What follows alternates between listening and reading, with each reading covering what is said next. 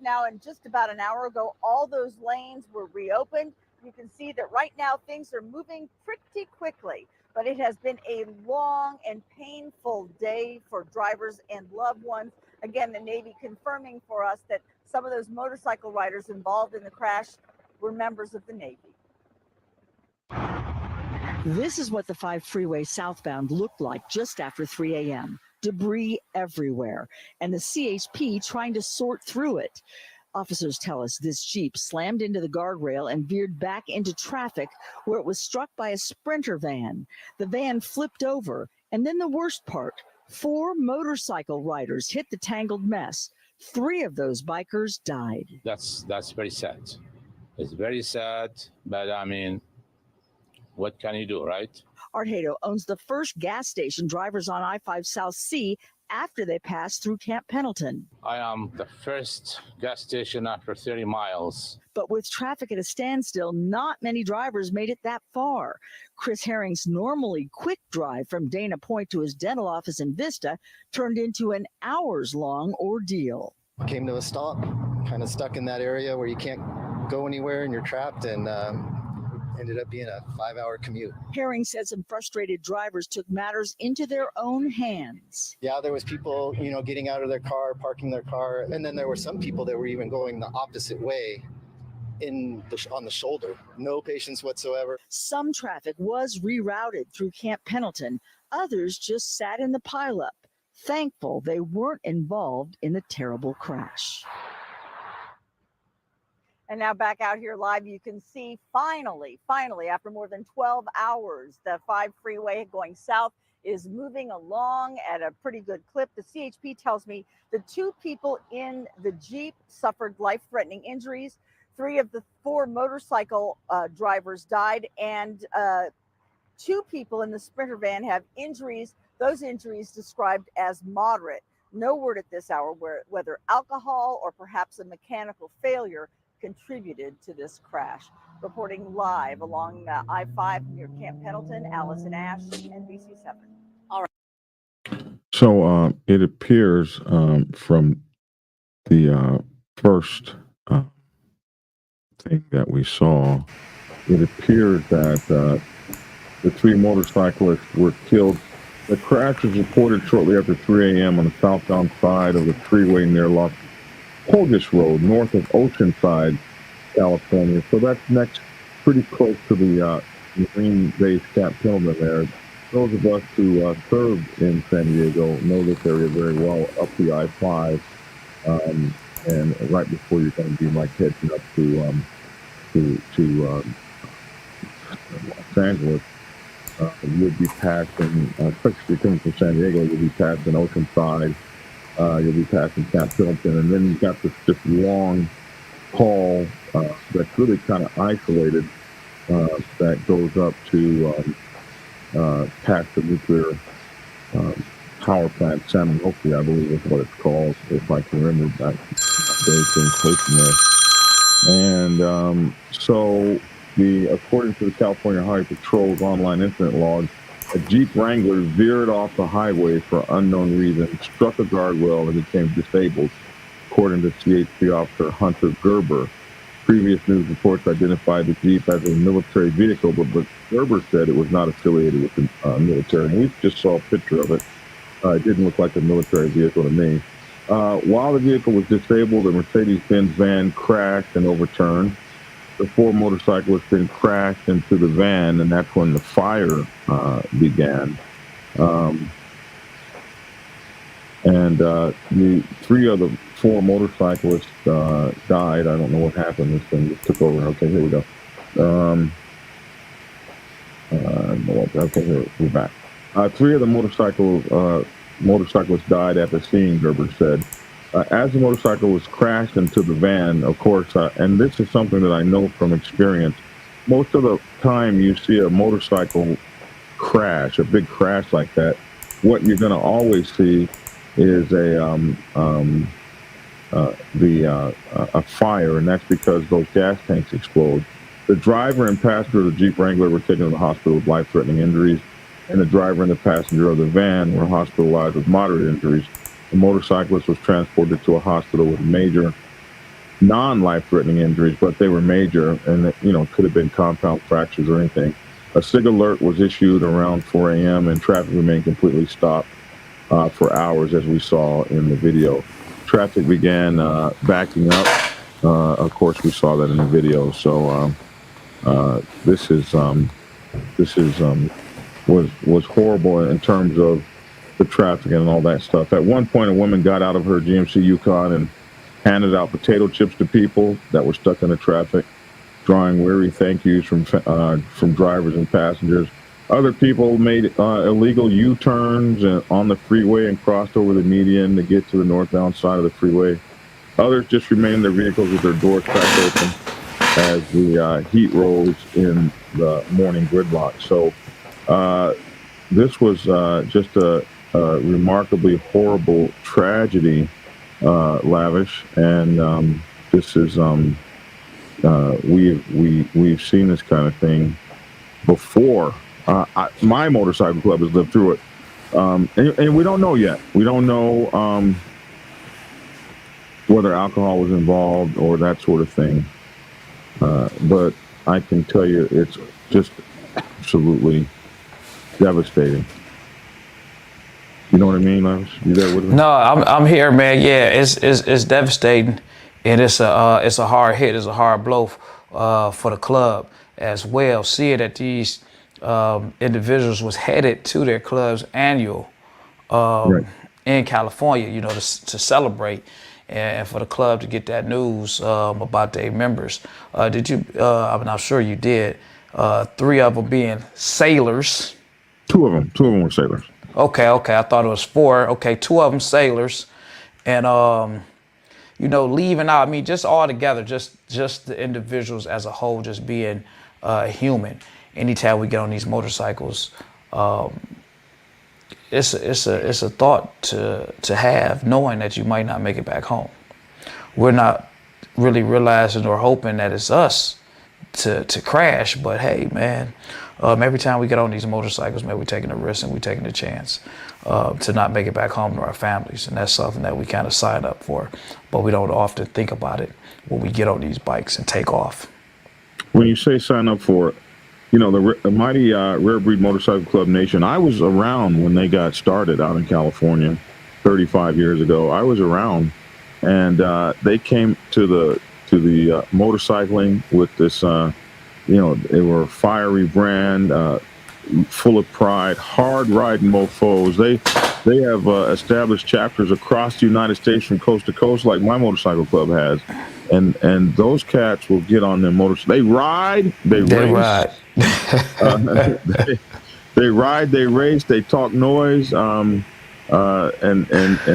they pound that ground. They pound. I think part of the requirement for being, don't quote me on this, but I believe that part of the requirement for being a member is a ride to the mother chapter. I've heard that. Yeah, that you gotta, from what I heard as well, is in order to become a full vested member of Rare Breed, you have to, from wherever you're at, you have to ride to California to pick up your vest. So, they believe in riding. You're not just gonna, get a motorcycle vest from that club without showing that you rode that motorcycle a great distance.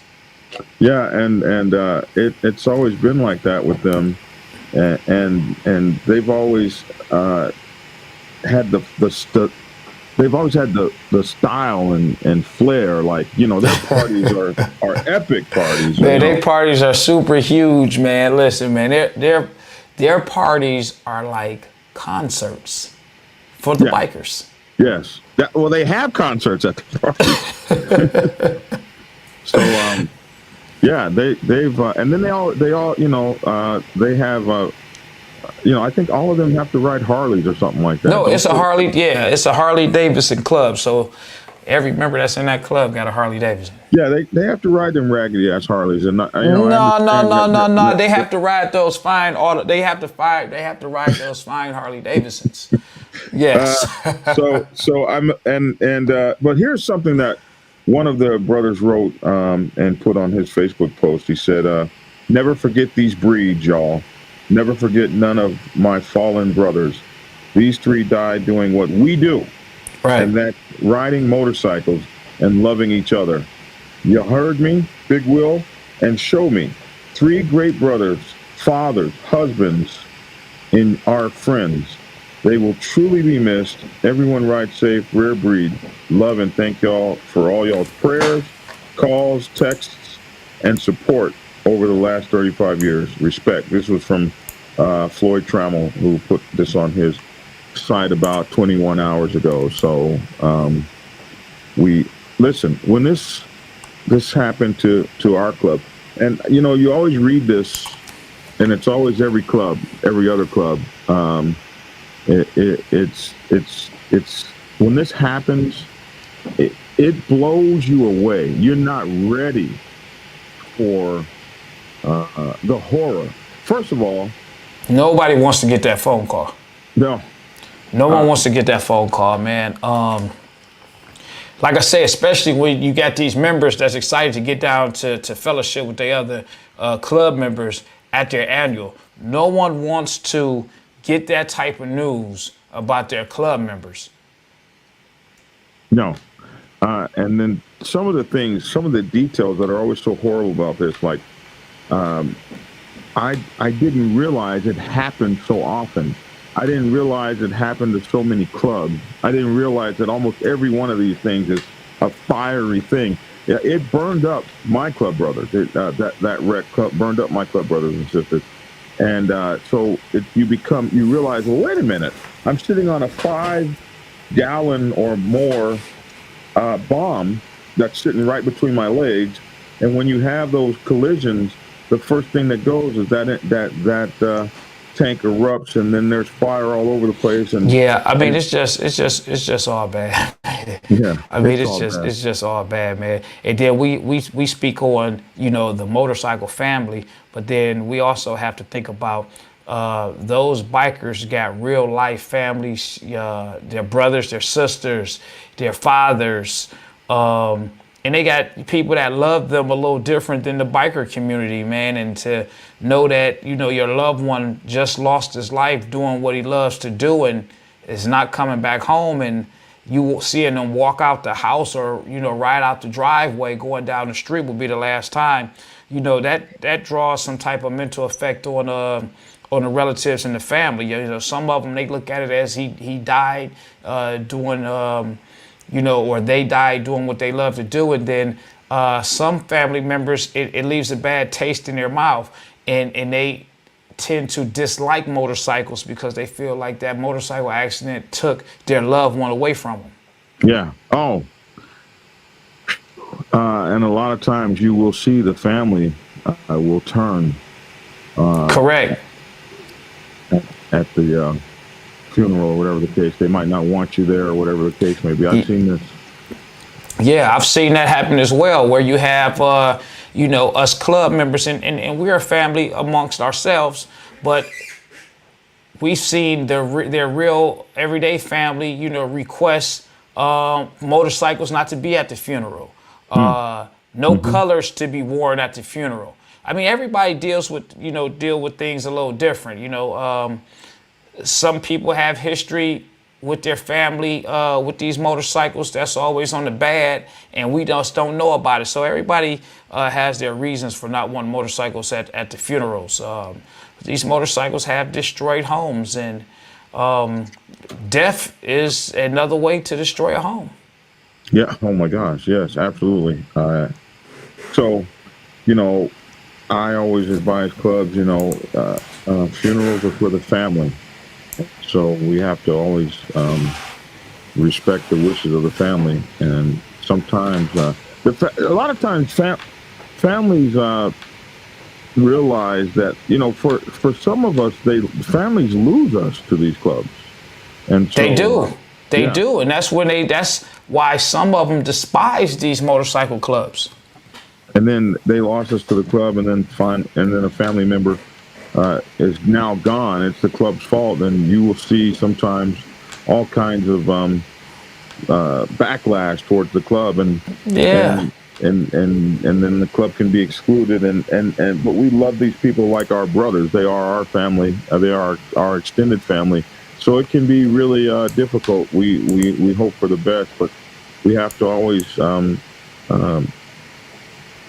show and prove. You know what I mean? We got to and remember that the love that we have is not always going to be understood or reciprocated or any of that kind of stuff. So absolutely, I'm hoping the very best for them. And you know, we look up to you, Rare Breed.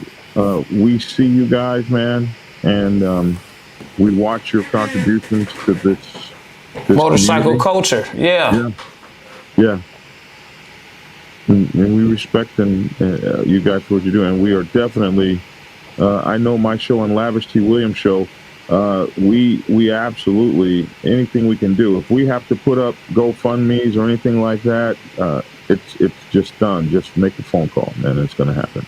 So whatever y'all need for us to do, we're here for you. Right, Lavish? Nah, man, absolutely, man, absolutely. I mean, we again, this motorcycle thing that we call family is just that, family, and we have to stick together.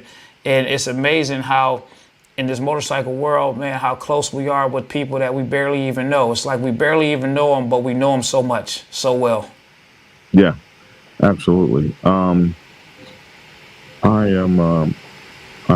going to break for a second, Lavish, and then we'll come right back on the other side of the story. Let me see if this button works like this. Let me see. If you are seeking clarity about issues stemming from problems or crises occurring within your motorcycle club, then set up a consultation with Black Dragon. Black Dragon has over 30 years of experience in the motorcycle club world, having served as a national president of the 50-year-old Black Sabbath MC Nation for nearly 10 years. Black Dragon is a veteran negotiator, skilled in crisis management, conflict resolution, inter-club issues, press conferences, and club reputation management. You can set up an appointment to speak with him by phone at clarity.fm/black-dragon.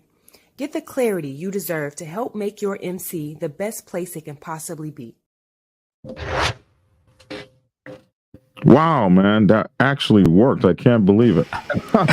Man, you got all these gadgets, man. You got all these gadgets and buttons, man. I gotta step my game up, man. You pushing me to step my game up, man. Mike Ball used to do all that for me. So now he's done. I got to figure out how to do it myself.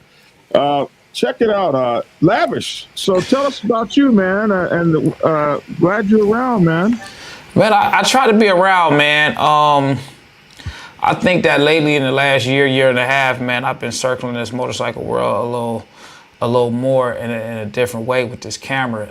This camera and this microphone has really opened up a lot of doors of networking and fellowshipping amongst the bike community with different people that I didn't know.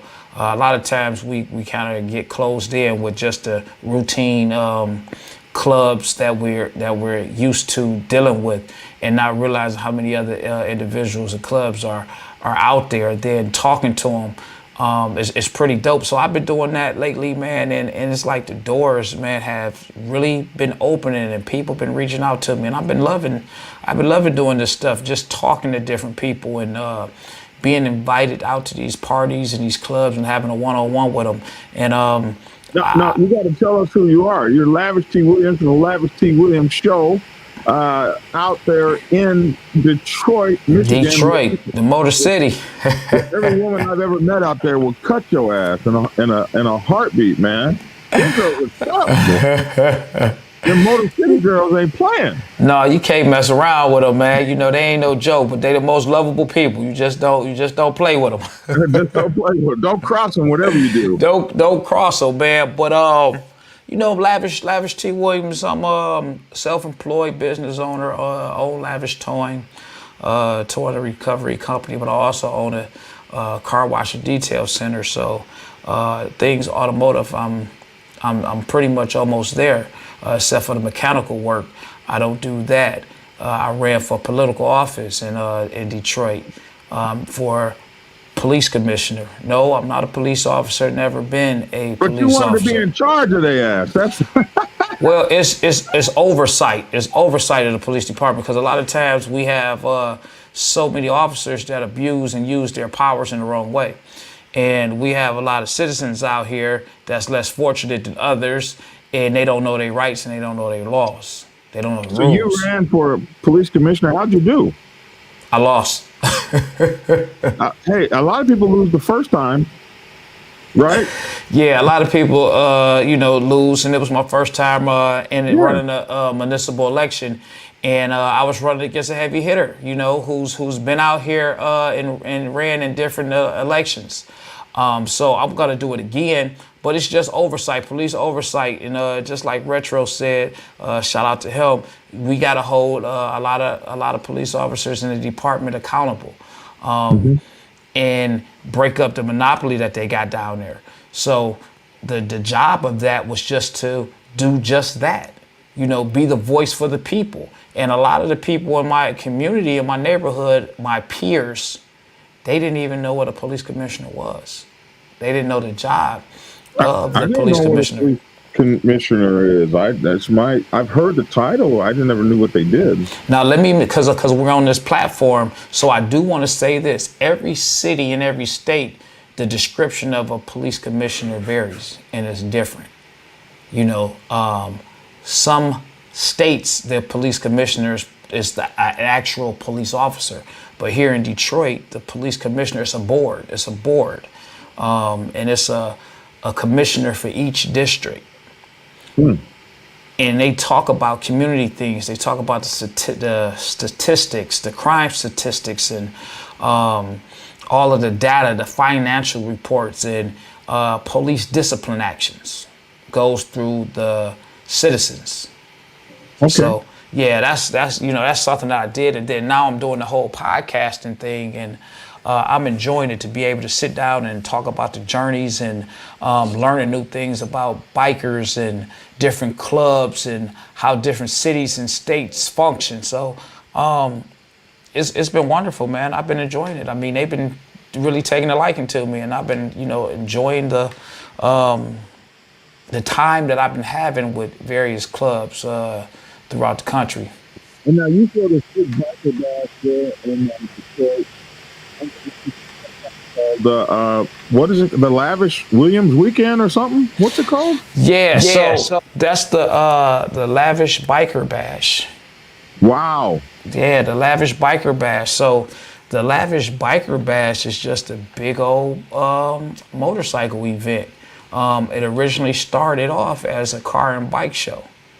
And from the car and bike show, I got into the political thing, and I kind of scaled back from the car and bike to focus on the election. And then when I came back, a lot of the other car promoters, they say, man, you should just probably focus on doing motorcycles because that's where you are strong at. So I just took the whole bike set thing and I just took it to a whole nother level. So the Biker Bash came from Detroit, and I'm always gonna rep Detroit, man, because I'm from Detroit, but I see it when Detroit goes out to these other cities and states and club events and annuals. Detroit comes out real hard. Detroit, they're strong. They come out as a city, different clubs, and we party. We have a good time. When we do come out, you know that Detroit is there. It's not who are them, who are they. It's Detroit. We can party amongst ourselves at your party. You'll think that it's our party that we're throwing. But what happens is Detroit goes out to so many different cities and states and shows so much love to these different clubs and events, but no one comes back to Detroit.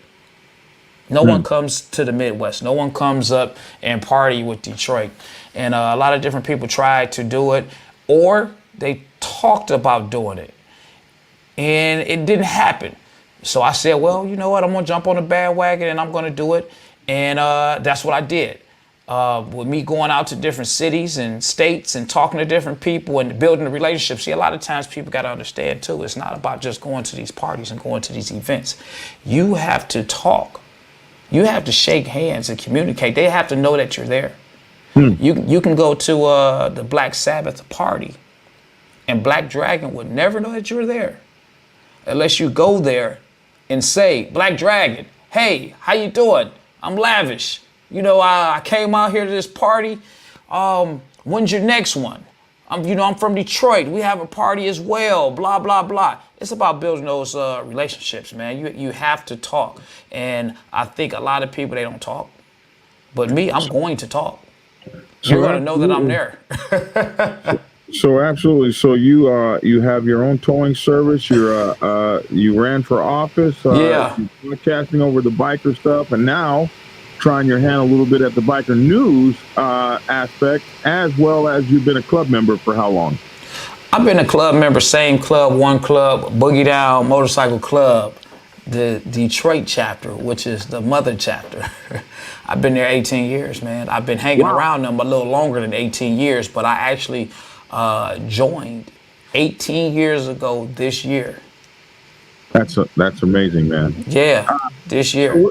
We're getting ready to get into the next story here. Our next story is a felon caught with nearly 1 pound of meth, stolen guns, cocaine after a 2-county motorcycle chase, the Lee County Sheriff says. Out in Sanford, NC, is that North Carolina? A Sanford motorcyclist attempts to get rid of his leather vest containing drugs backfired when the clothing got caught on the vehicle during a 2-county chase Friday, the Lee County Sheriff said. The incident happened Friday when Lee County Sheriff's Office narcotic agents tried to stop the man on a motorcycle on Cumnock Road, northwest of Sanford, according to a news release from the Lee County Sheriff's Department. Now, here's where it's interesting. The incident happened Friday when Lee County Sheriff's Office narcotic agents tried to stop him, and the driver, who turned out to be a convicted felon, fled and led deputies on a chase into Chatham County, SD said. Now, here's a picture here of some of the dope that they got in all these little prepackaged little packages, and that's a lot of it right there. That was almost a pound. During the chase, the motorcyclist took off a leather vest. Now, this is what you do when you're rolling. You snatch your leather vest off and you toss it in the wind, you know. So he took off his leather vest he was wearing and tried to discard it by tossing it into the wind. However, the vest got caught on the motorcycle, as he said in the news release. Soon, deputies were able to stop the motorcyclist. Dang, he was not on his motorcyclist thing, man. You're supposed to get away from them. Hey, man, that's what I'm saying, man. I mean, I've seen a lot of discrepancies in this story, man. You're supposed to get away. They ain't supposed to, but they say you can't outrun the radio. So you can't outrun the radio, man. But you know what, man? It's a couple things with this story, man. You know, you put your motorcycle club on front page with that vest on, doing whatever it is that you're not supposed to be doing. And I'm not saying that, you know, all bikers are just angels and Christians or, you know, whatever your religion is. But now you putting your motorcycle club on front, man. If you can take your vest off to get rid of it, I think that it probably would have been quicker to take what the paraphernalia that you had in the vest out. It just let it go into the air. Let it go into the air. So when they do stop me, listen, it just blew away. It's in the air. So, hey, all you do is got me for not stopping. You're riding fast, though. You're trying to make a lot of decisions. He's probably trying to get rid of everything. He couldn't. So, but so deputies were able to stop him, which ended up, and they searched his leather vest, which ended up containing controlled substances, the news release said. Deputies found 442 grams, nearly 1 pound of methamphetamine, 22 grams of cocaine, and a small amount of marijuana during a search where the chase ended, the sheriff said. Now, here's his vest. He had to be on the gold wing. Is that a gold wing vest? That's an eagle. He's not in a club. I don't get these guys. Okay, so he's not even in the club. Oh man. Yeah, he was probably on a Rebel. Look at this. He probably was on a Rebel. Look at this vest. These colors don't run. What colors? Hey.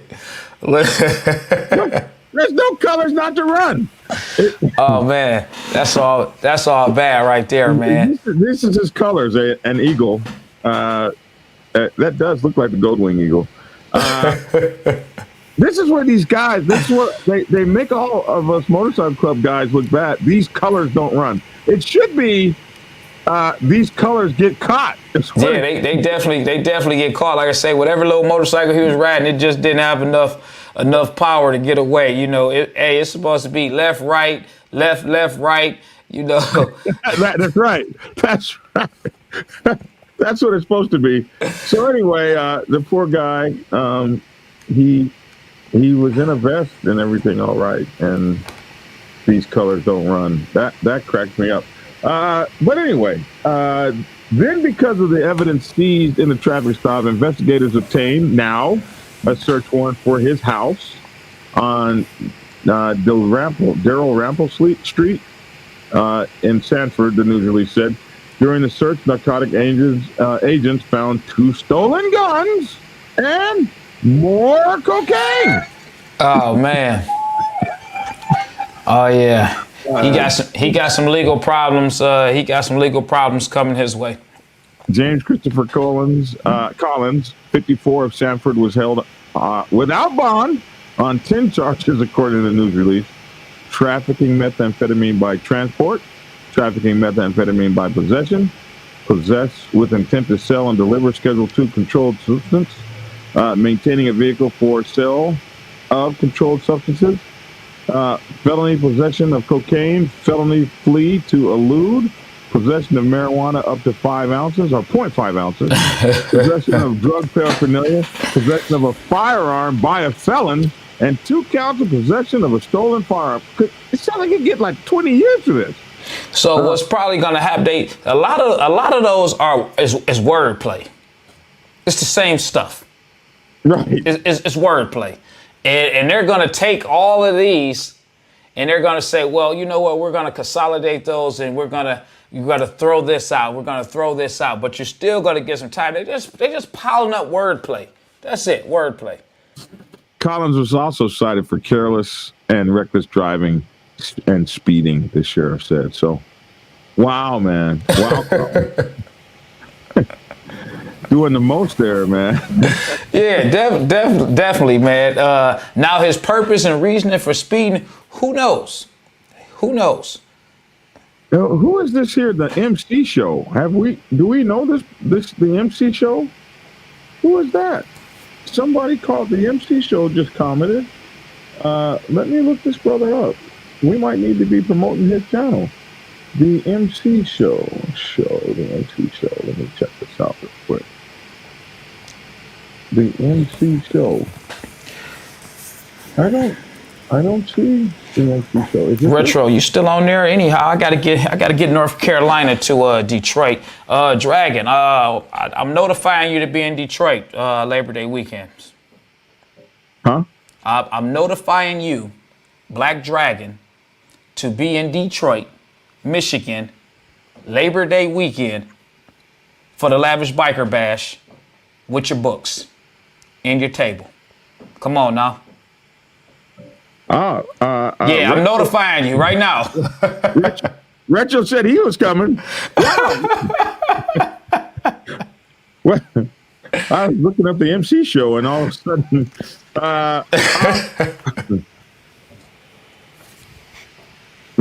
what in Detroit? In Detroit. Ever even been to Detroit in my life? That's why I'm saying I'm buildings about to fall down and stuff. No, man. We got nice new buildings, man. Hey, listen, you got to come now because in a couple years you won't be able to afford to be here, man. Oh, they gentrified it, did they? Oh, very much so. I heard they were giving away buildings down there for a while. Hey, you know how that whole stuff go, man. We're gonna kill the value of these properties down here. Right. We're gonna drop everything, real low. We're gonna, get people out of this area. And then now that we got everybody out of these areas and we bought up all these properties, now those same properties that we bought for $20,000 and $30,000 that some people thought was high because the property value crashed. Now they're selling those same properties $250,000, $300,000, $400,000. It's a whole new Detroit coming to town, man. Wow. Yeah. So I say all that stuff to say, I need you to get here, man. Yeah. I'm inviting you on your When is show, it? man, to come to When is it? Detroit. When is it? August 30th to September 1st. When is the roundup? It's not that month. It's early. It's in Illinois, but it's in August. Okay. Yeah. Yeah, I'll come on down. Yeah.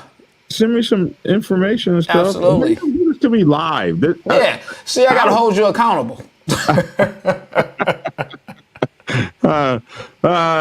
Gary said, "Don't be scared, BD. You can get to Detroit. The big D with BD, BD." Yeah. You know, come to Detroit and hang out, man. Come check out my club. Yeah, Boogie Down.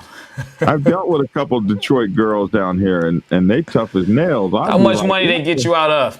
Oh, woo! We don't. See, you already know. You know, Detroit hustle hard, baby. I said, man, I hate to be where y'all come from. Y'all are hard as nails out here. Fine as nails and hard as nails. Oh, man, they not playing around, man. They got the hustle in them. You know, Detroit hustle, man. It's a hustle city over here, man. But we have a good time, though, man. I mean, we do get a lot of people, man, at times when they hear Detroit. They my brother is coming with me from the Diamond Effect. So, man, come on, Diamond Effect, man. Come on, man. Detroit ain't that bad. Archbishop said he's coming with us. Okay. Yeah, Detroit is definitely not that bad. I'm coming up with my troop. We're going to be fine in Detroit, man. We're going to be fine in Detroit. Yeah, come on now.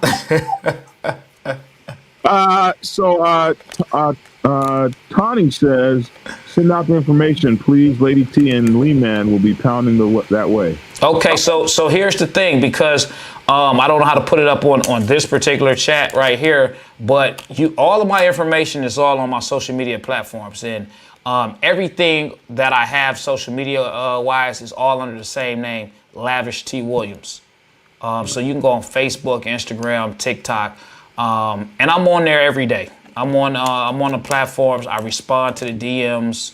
So and I put some cool stuff out there. So if you're watching, go ahead and click the follow. And I'm on YouTube as well, Lavish T Williams. Like I say, everything is really simple. It's Lavish T Williams. Every platform that you individuals are on, I'm there under Lavish T Williams. All right, we're scrolling out on the bottom right now. Lavish T Williams. Is there a phone number they can call or email you want to give them? I got all it's just for simplicity. I got all the information on my pages. All right. So Yep. Lavish T Williams, Facebook, Instagram, TikTok, YouTube. You see it scrolling across the bottom, and you'll be able to. This is going to be a big deal, this party, because I know you shut Detroit down with that party. I mean, last year, and I never take full credit for it. I'm going to say, with the help of my city, Detroit, because it wasn't just me. And a lot of times people want to be the me, I. It was with the help of my city. You know, because they pushed that information out and they called different people and they said, hey, man, we're having this in our city. And they were more excited to try to get people to come party with them in their city. Because, again, we go to a lot of different cities. And we just wanted the people to come here. I want to take time to address this. The MC show says they weren't involved in the initial accident. They came up on it, so you can assume speed was a factor, which they probably couldn't react in time to avoid it. I want to say, no, actually, you can't really make any assumptions at all, especially on that stretch of road. It didn't necessarily have to be. That's a very dark stretch of road. There's no lights on that stretch of road, especially when you're coming from San Onofre power plant down towards Camp Pendleton. And so you might not have seen it at all. It didn't necessarily mean that speed's a factor. That road often gets very crowded, and somebody in front of you that bounces off of a guardrail and flips or whatever and hits another car, and now that has taken up, the portion of freeway, and you come riding up on it, even at just regular freeway speed, you might not have time to react. So I don't think it's safe to make any assumptions about what was going on, that the speed was a factor or anything like that. It's hard to react to anything that happens in front of you. What you're expecting on a highway is you're expecting the highway to be free of impediments. Hell, you might not have been looking. Anything could have happened. So we don't have to necessarily assume that they were riding too fast and speed was a factor at all. They're riding on a very dark stretch of highway. If you've been up and down that highway, which I have been up and down that highway hundreds of times for the 12 or 13 years I was stationed there in the Navy. And then, of course, I went to high school in Los Angeles. So I've been up and down that highway hundreds of times. And absolutely anything can happen out there. Sometimes it gets foggy. It's all crazy out there. So, no, we have to wait till we get a report from the authorities before we make any assumptions in anything, especially something as tragic as this. The best thing to do is not make any assumptions at all whatsoever until such time as the reports are in. It's just hard, man. Like, a lot of times we can sit back from the sideline and we can put our own assumptions out there. And without speed being a factor, you're talking about you're going down a dark highway on a motorcycle. So let's just say you're keeping up with the flow of traffic. You don't know about the debris, the sudden breakdown. All that stuff plays a factor, and it's hard to really say what happened when you wasn't there. You don't know how far behind those motorcycles were already once the two vehicles in front had their collision. Because they could have been, boom, boom, and then the bikes didn't have enough braking distance to stop. A lot of debris. I've been in a situation like that where one of my club members, he died right in front of me coming off his bike, and I thought I was going to come off of my bike just because I did not have enough reaction time because he had his debris coming right in front of me. And luckily, I was able to not come off my motorcycle. So it'd be really hard to really speak on those things because quick reactions, when you're the person that has to have a quick reaction, is very different from a person that can sit back and say what they would have did and what they should have did, and they probably were doing that. It's a big difference. Yeah, and I had that happen to me one time when I in San Diego. We were rolling, and this kid was. This when we were on crotch rocket still. I had a GSXR at the time, and we were rolling, and a kid went off the highway, struck a tree trunk. We were riding through those mountains, those switchbacks, and somewhere on the Sunrise Highway, he comes off his motorcycle, goes straight into a tree trunk, folds over backwards like a pocket knife, and dies immediately on the spot. And the rest of us almost wrecked. Actually, in fact, two guys did wreck, running into each other because we fixated on him. And you're riding 90 miles an hour or something like that on these switchbacks, and you're looking at that guy die. And when you think to look back, now you're gonna die. So it was only by the grace of God that I was able to save myself. And two guys actually did wreck because we were all watching him. So anything could happen. You don't know. Yeah, anything could happen. Just in a blink of a minute, a blink of a second. Yeah. Amen. So, hey, man, appreciate you being on here. Looks like also have to put in fog. It's always foggy in that area. Yeah, visibility can make you see something that's not there or not see something that's there. That's Archbishop 1%er from the Diamond Effect. He's on Wednesday nights. You guys have to check him out, him and Mike Ball over there.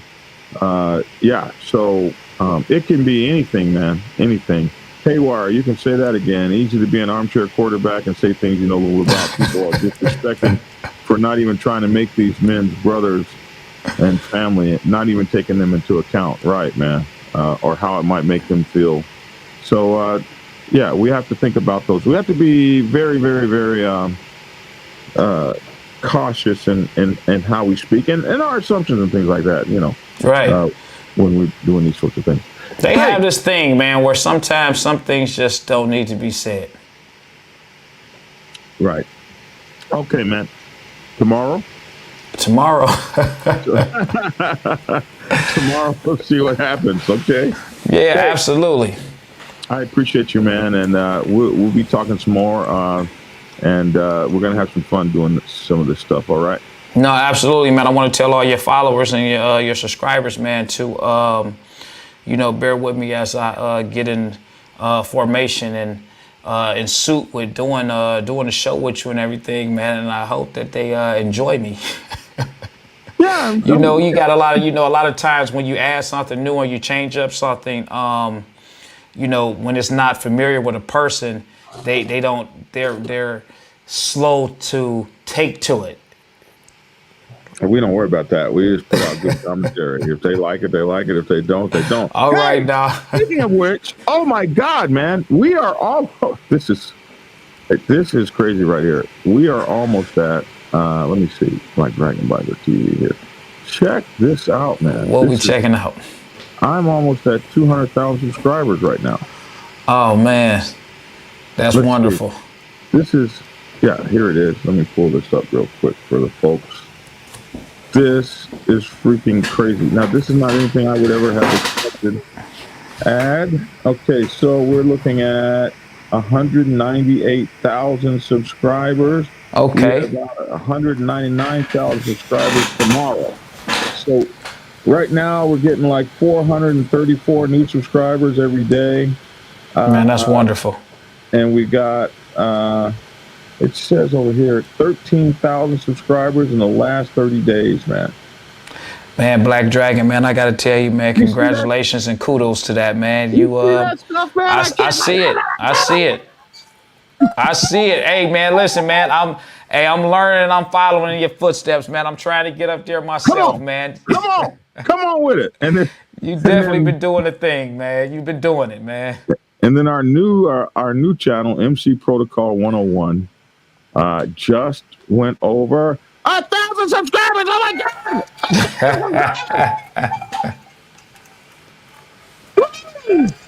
I've gotten 114 new subscribers in the last 30 days on my MC Protocol 101 channel. So you guys, please go over to MC Protocol 101 and give me some love over there, man. Looks like I'm getting 10 new subscribers. Oh my God, 10 new subscribers a day. My average is 4 subscribers a day, and I got 1,500 views. It's a brand new channel, like I'm starting all over again. Yeah. So I'm happy. Yeah, no, man. Kudos to man. Congratulations on that, man. We got to uplift each other, man. I'm glad to see that. I'm glad to see your progression with your channel. Somebody says, is there a Black Dragon party in the making for crossing 200,000? There's got to be. I got a party. Maybe I'll do my party up there with you. Come on up here, man. Come on up here to Motor City. Yeah, man. Okay, so all my brothers, be safe out there. Thanks, Black Dragon. Yeah, my users are telling me it's time to go. So, hey, man, I appreciate you. Hey, Black Dragon, from former Black South president to U.S. president, I think about it. You'd be far better than Sleepy Joe. I think I'd be far better than both of them. And you know what? They just passed a law now. The Supreme Court just upheld that the president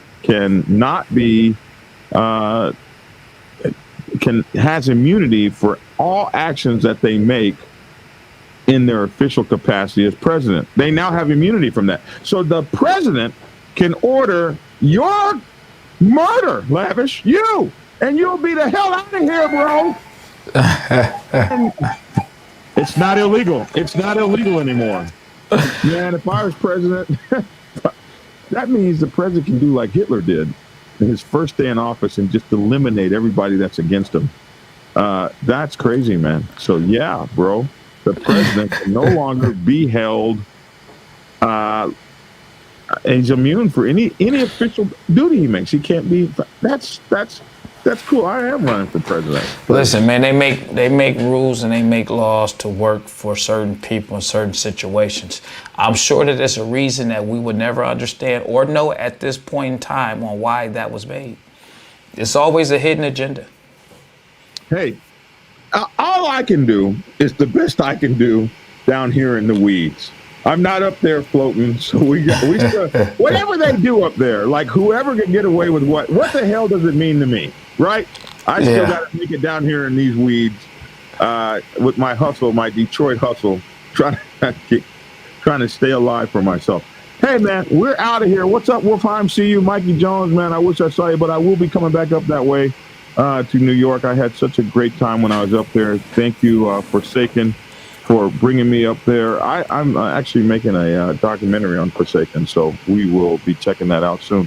Hey, Lavish, we've been on here an hour. It's time to get the hell out of here. It's time to get out of here, man. Thanks, everybody that tuned in and watched us today. Appreciate it. Take care, brother. All right, I'm out of here. I appreciate you guys. Tomorrow night is Tuesday night, which is Black Dragons Bike Night here at the Dragons Lair in Tucker, Georgia, 3393 Lawrenceville Highway, Tucker, Georgia, the Black Dragons Lair. We're in building 2 down the hill behind the furniture store across from the public storage. One way in, one way out. So get your ass down here on your best behavior so you can make sure to get home safely. We appreciate that. Come and check out your boy, Black Dragon. Stop with it.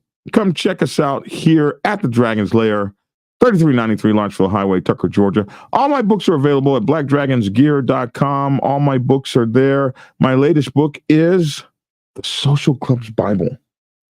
Everything you need to know if you're in a social club about the biker set, about all of the biker clubs, every kind of biker club out there, and also MC protocol, and also how to structure your social club and how social clubs work with MC protocol on the set. Get my book.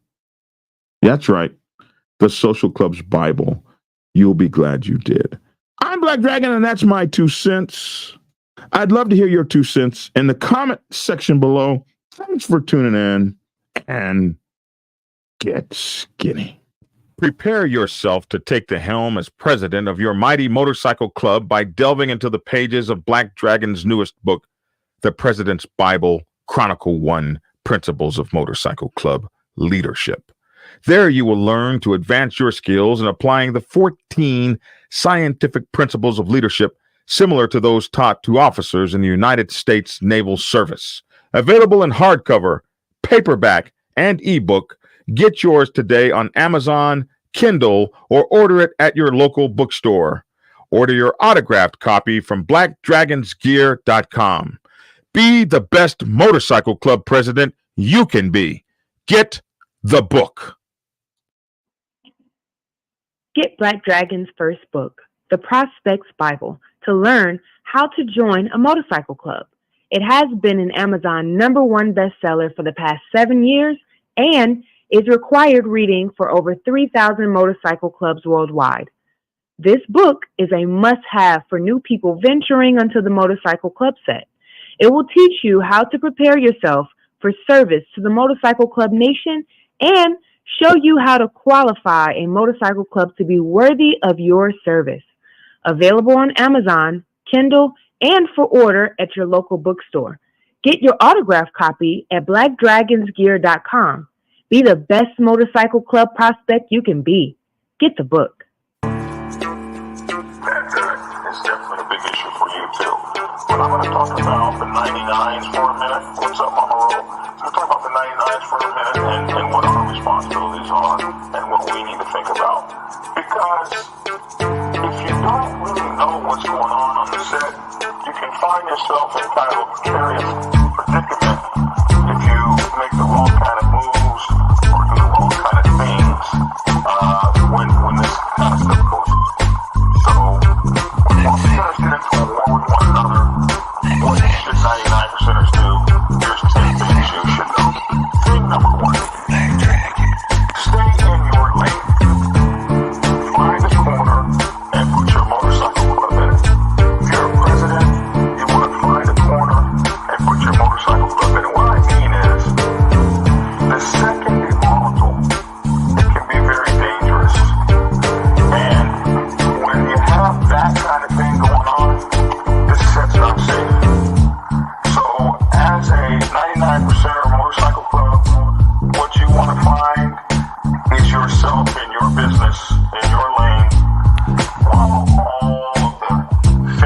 gets handled on other levels. Yeah, you heard that, didn't you? On other levels.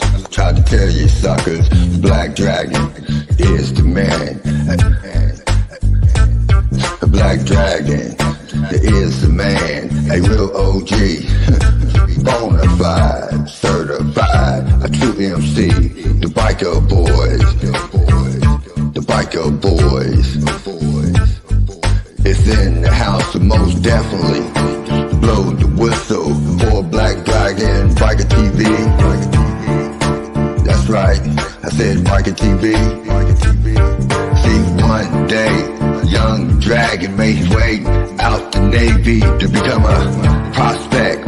Some people thought he was crazy, but 5 years later, hard work became a habit. He became the president of the mighty Black Savage Nation. MCs, y'all, respectfully.